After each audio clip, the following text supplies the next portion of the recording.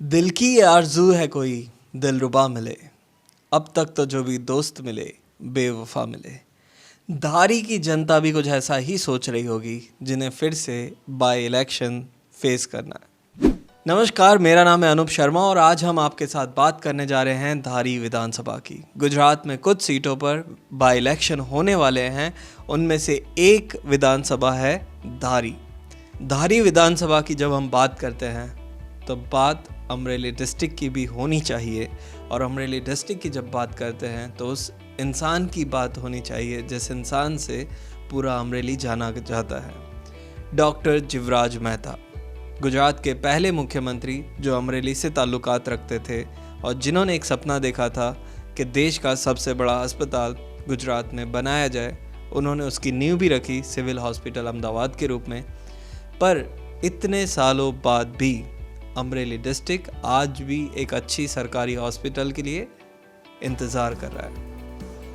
अमरेली से होते हुए हम धारी पे पहुंचते हैं, जहां पर विधायक जेवी काकड़िया ने इस्तीफ़ा दे दिया है और राज्यसभा चुनाव के गणित को भी बदल दिया है और इसके बाद अब बीजेपी में शामिल भी हो चुके हैं।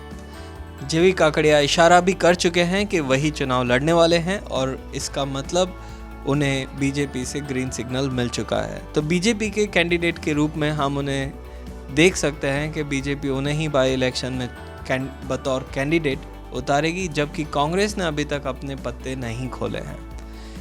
क्या तीसरा मोर्चा भी यहाँ पे कोई जगह बना सकता है, ये भी एक प्रश्न है, क्योंकि इससे पहले जीपीपी यहाँ से चुनाव लड़ी थी और जीपीपी एक ऐसी पार्टी थी जो सिर्फ 2 ही सीट जीत पाई थी, फिर भी उसे यहाँ पे समर्थन मिला था।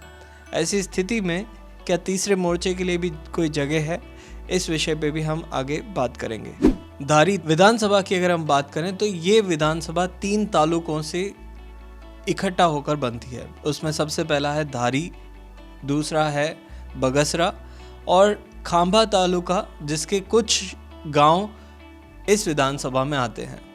साल 1998, 2002 और 2007 फिर से ये सीट बीजेपी ने अपने पाले में ले ली। साल 2012 में जीपीपी के कैंडिडेट नलिन कोटड़िया ने ये सीट जीती। जीपीपी केशुभाई पटेल की पार्टी थी, जिन्हें 2 ही सीट पर जीत मिली थी, विसावदर जो इसकी एकदम पड़ोसी सीट है, और धारी। साल 2017 पाटीदार अनामत आंदोलन अपने चरम सीमा पर था और उसी समय चुनाव थे राज्य के अंदर। पाटीदार बहुल विधानसभा के अंदर सभी को लग रहा था इस बार कांग्रेस यहाँ पर बहुत अच्छा प्रदर्शन करेगी और कांग्रेस के जेवी काकड़िया 15,336 वोटों से जीत गए। 10 इंडिपेंडेंट कैंडिडेट भी थे, लेकिन जीत कांग्रेस को मिल गई। पर साल 2017 में जीत के बाद 2019 आता है और 19 में कुछ घटनाएं ऐसी होती हैं जिसका जिक्र मैं आपको अगले वीडियो में करूंगा, जिसके कारण जेवी काकड़िया पार्टी छोड़ने का तय कर लेते हैं।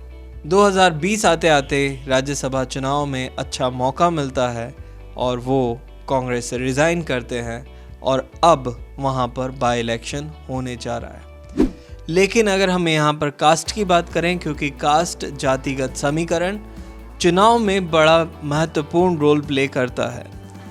87,000 पटेल कम्युनिटी यहाँ पर रहती हैं, इसीलिए शायद इस सीट पर ज़्यादातर पटेल का ही दबदबा बना हुआ है। कोली कम्युनिटी की बात करें तो 27,000 वोट के आसपास कोली कम्युनिटी के वोट हैं। दलित के बात करें तो 19,000 के आसपास हैं। क्षत्रिय की अगर हम बात करें तो 13,000 के आसपास हैं, जबकि मुस्लिम भी माइनॉरिटीज़ के वोट्स 11,000 के आसपास हैं। जनरल 15,000 के आसपास हैं और टोटल वोट इस विधानसभा में 2,14,284 के करीब है। जब इलेक्शन होते हैं तो मुद्दे होते हैं, और मुद्दों की बात करें तो सबसे बड़ा मुद्दा ये वहाँ पे जो लोगों को है वो पानी का है, क्योंकि एग्रीकल्चर ही सबसे बड़ा बिजनेस, सबसे बड़ी एक्टिविटी धारी विधानसभा के अंदर है। फार्मर्स को पानी नहीं मिल रहा, वो लोग चाह रहे हैं कि डैम बने। दूसरा मुद्दा ये भी है कि ज़्यादातर फॉरेस्ट जोन होने के कारण कई गांवों के अंदर खुद किसान अपने खेत में रात के टाइम नहीं जा सकते हैं। धारी विधानसभा में रोज़गार भी एक बहुत बड़ा इशू है।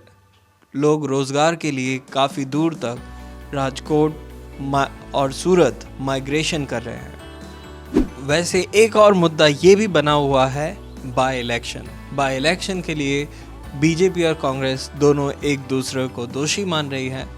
तीसरा विकल्प भी कुछ बनने जा रहा है।